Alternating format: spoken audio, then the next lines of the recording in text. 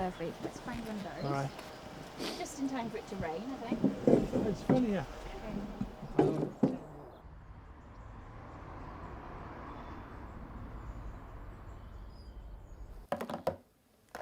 Should we go and get some warm clothes on because it's freezing? Come on then. Right, put your Somerset cricket hat on. There we are. Nice and warm? Yeah. There we are. Let's put your coat on then. There we are. Let's get the key. And then the other key. I have to make sure I've got everything because I don't like leaving Andrew in the car in case he releases the handbrake on the drive. I have been known to ask passers-by to go back and get something for me. I find I have to be very, very organised and think ahead all the time to plan for things. But then what I've planned for may completely not get done at all because everything's very, very unpredictable. And I like being an organised person, I think, in my job, but I've had to learn that, you know, you've just got to go with the flow because things change. Life's very unpredictable and he's very unpredictable. So I think I've probably changed in that way. Right. Let's go.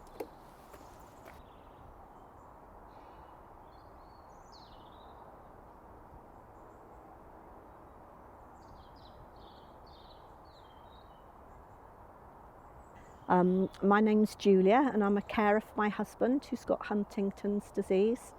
Huntington's disease is a neurodegenerative illness and it comes with many challenges, but one of those is dementia. And we've been coming to the allotment together for over a year now. We come one afternoon a week on Tuesdays. When we first started coming, he was very agitated because he doesn't like new things and new situations. And I thought it wasn't going to work really. A few times we came and he used to just tip himself backwards in the wheelchair all the time.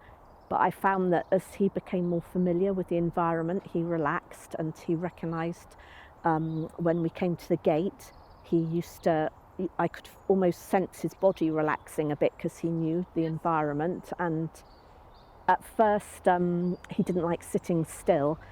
So I used to just take him around the paths and we used to move around looking at the things and going around the flower beds and the vegetable beds, and then he'd sit at the table after that. And now he's very relaxed when he comes here. I've noticed a big change in him, and sometimes we can be very stressed, both of us, before we come here because he gets agitated and I get agitated because he's agitated. But I find that he calms down considerably coming here and being in the outside environment.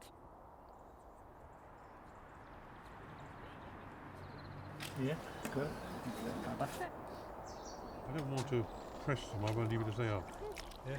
So Gardening was like huge for me. It was so it's really significant. It was something I had a chronic illness for a long time, and it was gardening that kind of got me back on my feet and out and gave me something to live for. Basically, I'd been sort of virtually bedridden for most of that 20 years, and I remember planting some snowdrops one spring, and that just started off something, and I just continued and it snowballed, and within 9 months I had my own allotment, and a few months after that I was working for Alive. So.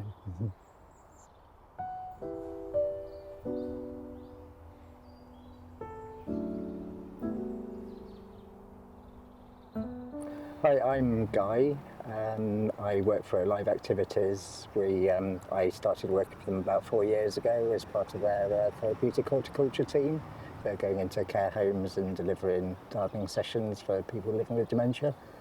And yeah, that's me. Good, because we've got a very good crop over there. Oh, I've got another one. We've got potatoes for everyone. Potatoes for tea. We started during COVID, so the session sizes were small, so we got to know everyone really quite well and closely, and a lot of those people are still coming to this day. But we spend a lot of time getting to know people anyway, because we like to provide a quality of delivery, and we have a very person-centred approach as well, so we need to talk to people to get to know them, to find out what their likes are, what they want to do when they're here, and just like tailor every session specifically for them. So we've got like great rapport with everyone, and volunteers are all brilliant as well. It's helping to make the social side here great, so everyone feels relaxed and comfortable and like it's a big family and lots of friends together. So I need to be.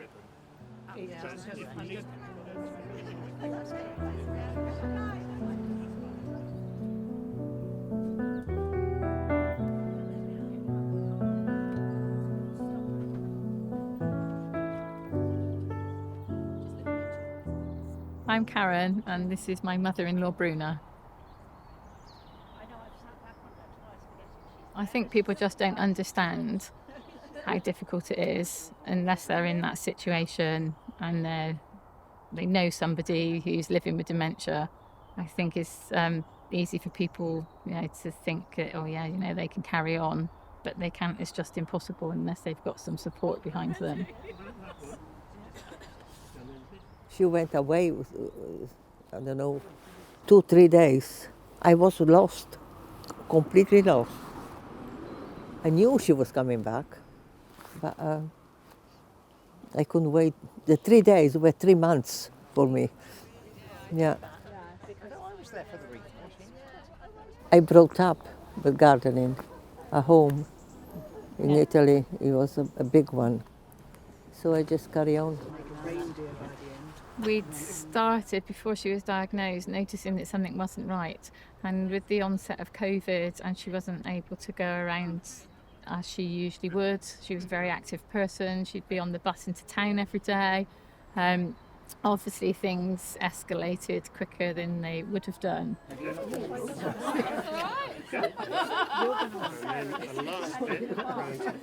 it was in the tank outside. They're still willowing. Being a carer can be very emotionally and physically and mentally challenging, so I would think that it's changed in every single aspect, really. I loved my job, and I know that sounds selfish, but I had to give up work to support him, and that was quite hard at first. And really, from the time I gave up work, it seemed like I was plunged straight into a caring role. There didn't seem to be any sort of time in between.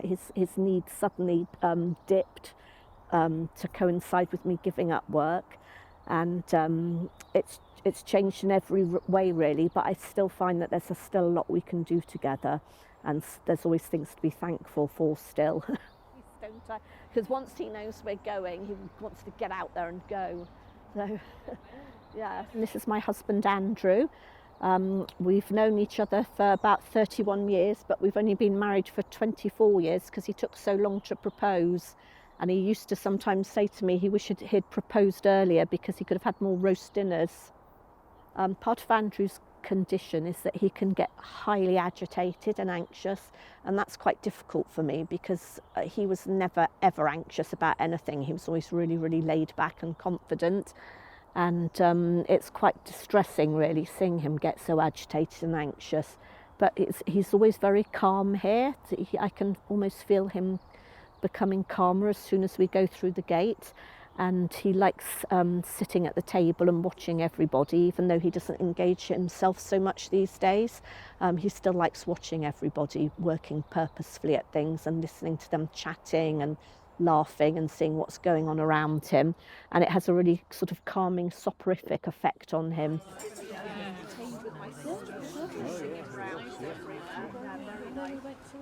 It's a nice, peaceful place to come. Obviously, it's very safe.